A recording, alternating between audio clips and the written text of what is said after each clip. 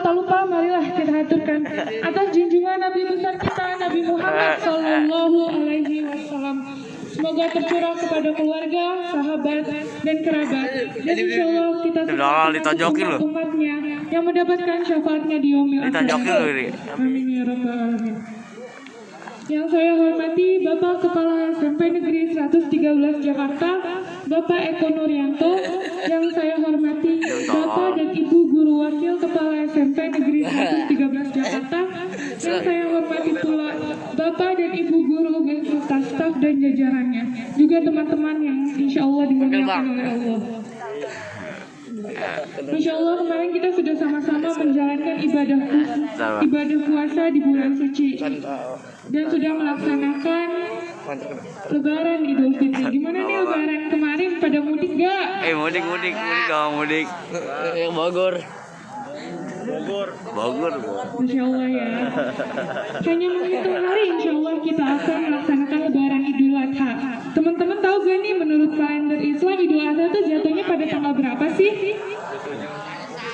Ini tanggal ini Juni.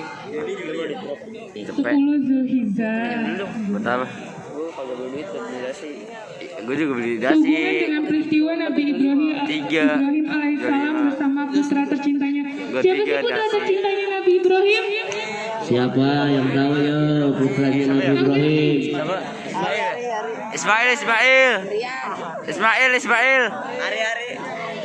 Benar banget, Nabi Ismail alaihissalam. Odi. Bagaimana telah kita ketahui bahwa ibadah haji dan kurban adalah berakar dari sejarah Nabi Ibrahim beserta istrinya Siti Hajar dan putranya Ismail alaihissalam. Betapa besar ketakwaan dan ketaatan beliau dalam memenuhi perintah Allah Subhanahu wa taala. Maka dengan rela anak istri beliau tinggalkan di lembah yang tandus. Begitu pula Siti Hajar yang rela ditinggalkan suaminya tanpa bekal dan kawan. Hari tawuran. Allah Subhanahu wa taala. Sungguh besar kekuasaan Allah yang mempunyai sifat Rahman dan Rahim di tengah-tengah ketandusan padang pasir. Asri masker Siti Hajar tak tahu bagaimana harus mendapatkan sumber air untuk membasuhi kerongkongan ia dan putranya dari kehausan yang hebat. Kecuali nikmat Allah lah, sehingga kaki Ismail yang meronta-ronta menjejak di tanah padang pasir yang kering kerontang, menimbulkan sumber air penuh keajaiban yang kemudian kita kenal dengan air Zam.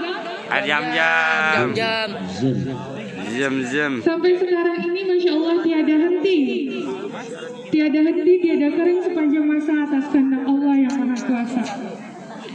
Allah Subhanahu wa taala berfirman, A'udzubillahi minasyaitonirrajim. Bismillahirrahmanirrahim. Wa likulli ummatin ja'alna mansakan liyadhkurullah ala ma razaqahum min bahimatil an'am.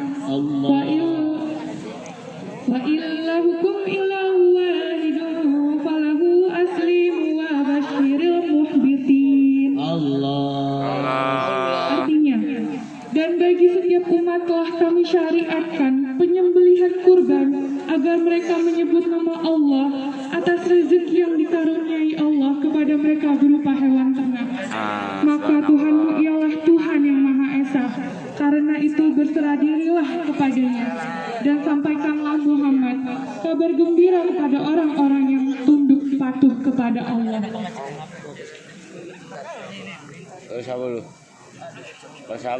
Kemudian Allah berfirman lagi dalam Quran surat Al-Hajj ayat 37. A'udzubillahi minasyaitonirrajim. Bismillahirrahmanirrahim. Layyannallaha lahu wa la dima'uha wa lakiyannaluhu taqwa minkum. Kadzalika sahuruha lakum litukabbirullaha ala ma hadakum wa basyiril muhsinin.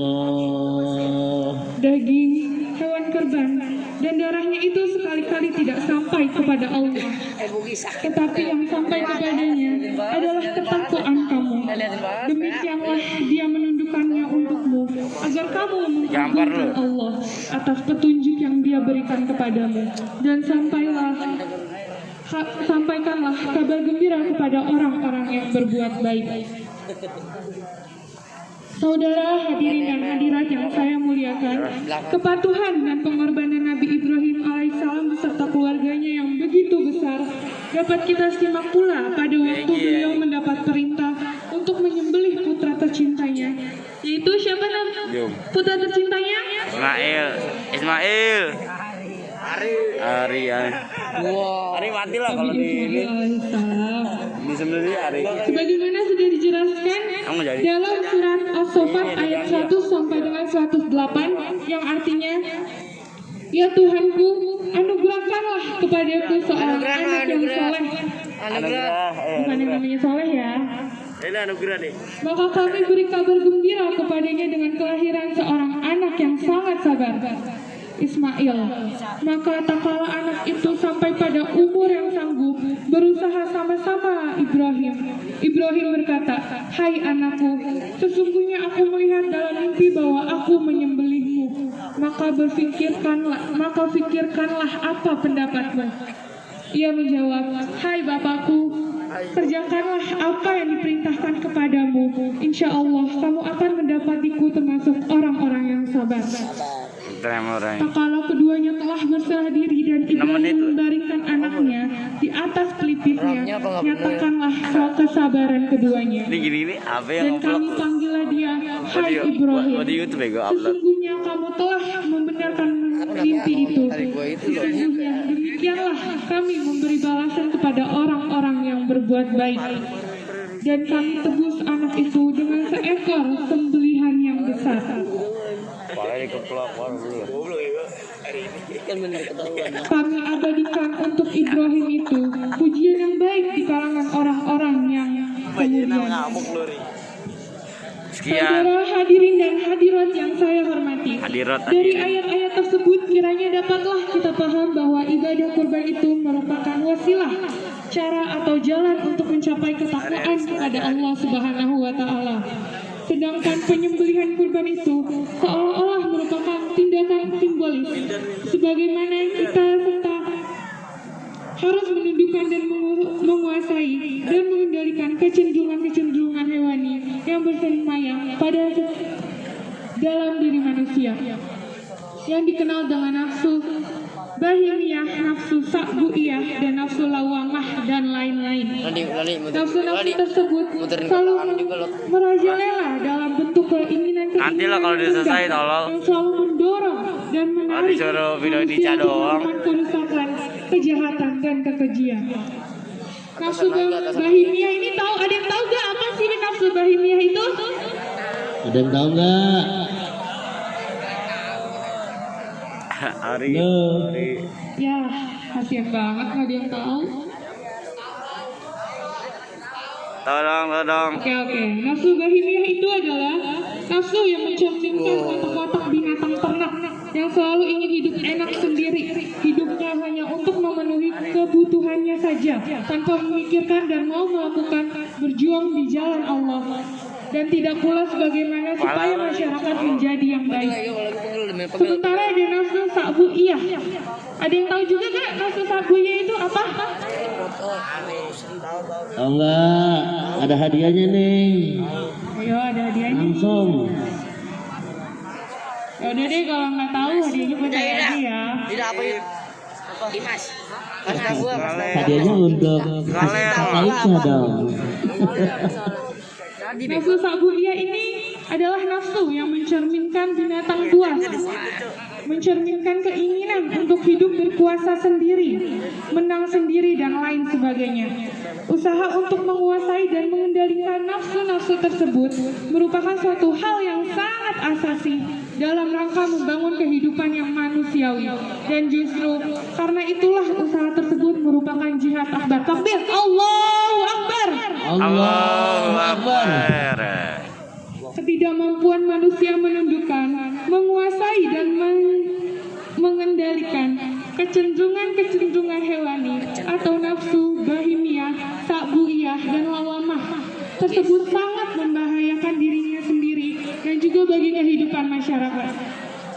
Dalam realita, kehidupan sering kali kita saksikan bahwa kekacauan, kelacauan, penyimpangan dan penyelewengan, kekejian dan kejahatan, serta korupsi dan manipulasi yang terjadi dan bermunculan dalam kehidupan manusia adalah manusia yang tidak mampu menundukkan, menguasai, dan mengendalikan nafsu bahimiyah, nafsu sa'buiyah, dan nafsu lawamah yang ada dalam dirinya.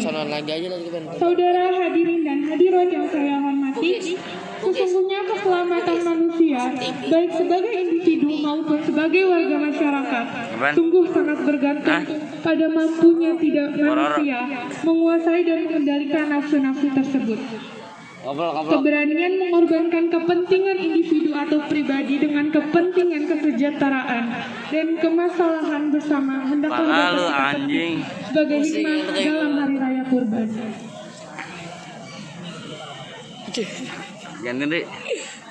Gantian. Demikianlah yang dapat saya sampaikan. Anjing lu udah selesai baru. Kesempatan yang berbahagia ini, terima kasih atas perhatiannya. Mohon maaf atas kesalahan dan kekurangannya. Bayi merangkap di atas tanah. Cakep. Hingga ke belakang rumah. Cakep. Semoga ceramah ini membawa berkah untuk lentera di alam barzah. Amin.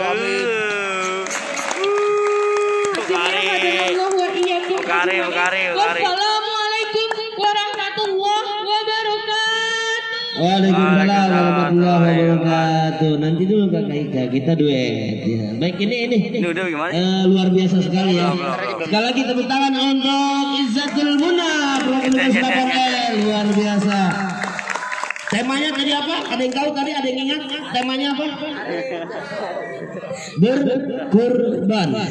Tadi perintahnya ada langsung dari Allah ya dalam Al-Qur'an surat As-Saffat ayat 100 sampai dengan 108. Tadi isinya yang pada intinya adalah ini kisah keluarga Nabi siapa tadi? Nabi Ibrahim. Nabi Ibrahim. Tapi yang dikurbanin siapa? Nabi Ismail. Nabi Ismail hendak disembelih oleh sang ayahnya sendiri karena itu perintah dari Allah. Ya. Itu kan terjadi pada tanggal 8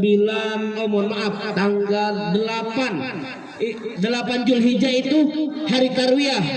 Nabi Ibrahim ternyata mimpi, ya. Mimpi untuk diperintahkan supaya menyembelih anaknya Ismail. Dan ini mimpi ini berkali-kali. Sampai dengan 3 kali. Kalau mimpi itu datangnya dari para nabi dan rasul, itu adalah petunjuk, ilham, dan hidayah dari Allah.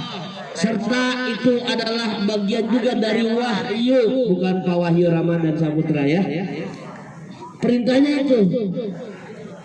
Karena sudah yakin Nabi Ibrahim itu perintah dari Allah, siap eksekusi. Ismail putranya hendak disembelih oleh tangan ayah kandungnya sendiri. Ya. Apa yang terjadi? Ending mau nggak disembelih? Kayaknya wah. Kalau sekarang orang tua mana sih yang tega ya menyembelih anaknya? Tapi ini ujian. Udah yakin Nabi Ibrahim, Nabi Ismail putranya juga sudah pasrah. Kan tadi ayatnya jelas. Nih Bapak bacakan lagi satu ayat potongan ayat yang dibacakan artinya tadi oleh Izzatul Muna. Falamma aslama wa tallahu lil jabin, dan ketika keduanya telah pasrah, keduanya itu ayahnya Nabiullah Ibrahim dan putranya Nabi Ismail alaihissalam pasrah kepada Allah, tawakal kepada Allah. Ayahnya benar-benar melaksanakan hanya semata-mata mencari keridhaan Allah. Putranya Ismail rela disembelih hanya mencari keridhaan Allah semata. Keduanya telah pasrah. Nah, ending dari cerita ini, kisah ini adalah wa fadainahu bizibhin azim. Tadi ada di 108 atau 9 ya. Wa fadainahu, dan kami gantikan Ismail bizibhin azim, dengan sembelihan yang besar, domba dari sorga Allah kirimkan sebagai pengganti karena keduanya lulus diuji oleh Allah, pasrah tawakal. Tuh hikmahnya besar. Maka Rasulullah mengingatkan nih Kakak Ica, kata Rasulullah begini, ini kewajiban juga selain perintah Allah, anjuran dan perintah Rasulullah, bahwasannya Diriwayatkan dari Abi Hurairah radhiyallahu an, "Man kana lahu sa'atun falam yadhah fala yuqarribana musallana." Rawahu Ahmad dan Ibnu Majah. Barang siapa mangkana lahu sa'atun, barang siapa yang diberikan keluasan rizki oleh Allah, keluasan rizki ini rizkinya lebih oleh Allah ya. Kemudian falam yadhah, ia tidak berkurban, fala yuqarribana musallana, maka jangan sekali-kali mendekati musolah kami. Saking segitunya tegasnya Rasulullah. Maka insya Allah mudah-mudahan kalau tahun lalu keluarga besar SMP Negeri 113 Jakarta ini mengadakan pemotongan penyembelihan hewan kurban, tapi gimana nanti insya Allah ya Pak Suharna, bagaimana nanti kita akan sepakati bersama, tapi menunggu dan menanti ya. Tentu segala sesuatunya butuh perlu dimusyawarahkan, mengadakan atau tidak, yang pasti ada perintah. Maka siapapun orangnya, baik bapak dan ibu guru ataupun orang tua kalian masing-masing di rumah, ingatkan, jika dikasih keluasan rezeki Allah, maka jangan sekali-kali menunda. Sebaliknya harus menunaikannya.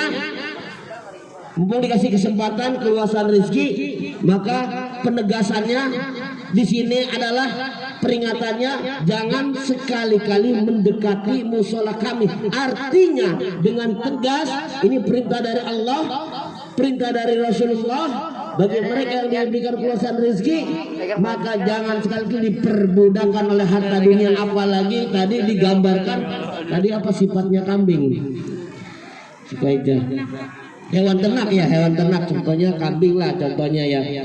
Kambing itu makannya rumput, pokoknya artinya makan aja ya. Berarti manusia itu dalam dirinya ada nafsu apa tadi? Nafsu bahimiyah. Iya, nafsu hewaniyah, yaitu nafsu binatang ternak. Ada nafsu sifatnya seperti binatang buas. Nah, fungsinya, tujuannya menyembelih hewan kurban, baik itu bentuknya kambing, sapi, domba, kerbau. Kerbau kan boleh ya, ayam nggak boleh ya. Itu sebetulnya menyembelih, memotong untuk menghilangkan nafsu kebinatangan yang ada di dalam diri manusia. Ya, mudah-mudahan kita berdoa ya, semuanya dikasih berikan kemudahan rezeki, keluasan rezeki, mudah-mudahan bisa berkorban ya. Minimal jangan, yang penting jangan korban perasaan. Ya, kakak Ica ada sering apa? Korban perasaan? Oh enggak ya, insya Allah mudah-mudahan enggak, tidak salah lagi.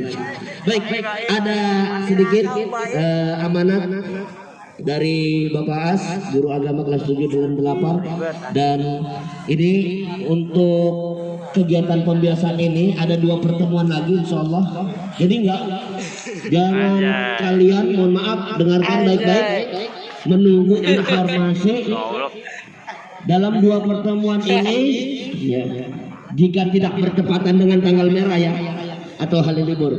Hari Jumat kalian yang laki-laki pakai peci seperti ini, dan yang perempuan, yang wanita, yang sisinya pakai mukena. Tanpa harus menunggu informasi dari Pak As di grup kelas 7 atau kelas 8, grup agama, mapel agama. Ya, 2 pertemuan lagi, Jumat depan, Jumatnya lagi, insya Allah. Ya, karena ingin menghadapi PAT. Jadi Jumat yang kedua nanti kita berdoa sama-sama untuk berdoa menghadapi ujian ke akhir tahun ya. Mudah-mudahan sukses kalian untuk semuanya. Baik, yang kedua, ini pengumuman dari Ibu Tuti mengingatkan. Ini kalau nggak salah kegiatan Ramadan ya Bu Tuti ya. Ada yang ketinggalan sepatu. Bisa bantuannya harus dibuka ya, biar tahu sepatunya siapa ini, masih dalam plastik. Sama ini Al-Quran ketinggalan nih. Al-Quran siapa? Maju ke depan, silakan. Ketinggalannya di sini. Oh iya. Iya. Jangan ketinggalan lagi ya, dibaca Qurannya. Jangan begitu dong Kakak Ica megangnya. Sini. Nah, sepatunya bagus nih. Bintang Kejora. Maju. Maju nggak apa-apa. Oh ya, sini. Atau nanti dikasih. Iya, sepatu dulu ya, kok. Daripada dijual. Tadi kelihatan nggak ini cewek ini bukan laki ya. Biasanya perempuan ya. Coba lihat dia, Pak. Pokoknya nanti jangan beranjak ke ruang kelas. Nanti yang merasa memiliki sepatu ini maju ke depan ya, diambil ya. Baik, informasi selanjutnya terakhir.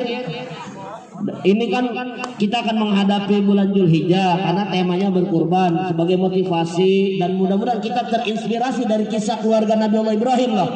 Harus berjuang sekalipun perjuangan itu harus butuh dengan pengorbanan apapun itu bentuknya pengorbanan. Baik harta, ya waktu, tenaga, pikiran. Alhamdulillah Bapak Suwana, Bapak Wahyu sudah menggembor-gemborkan ya dari pagi menggelar ini ya teman-teman dari OSIS juga kami ucapkan dan kami haturkan ribuan terima kasih jazakumullah kasir asal jazah semoga semuanya itu diberikan nilai pahala yang berlimpah insyaallah subhanahu wa taala amin ya Allah ya rabbal alamin. Mungkin itu saja. Alhamdulillah sekali lagi kami ucapkan terima kasih kepada Izzatul Muna dari perwakilan kelas 8A yang telah menyampaikan tausiahnya. Insyaallah Jumat yang akan datang perwakilan dari cowoknya atau putranya dari kelas 8A perwakilan siapa ya? Ya udah nanti pokoknya ada dari perwakilan kelas 8A.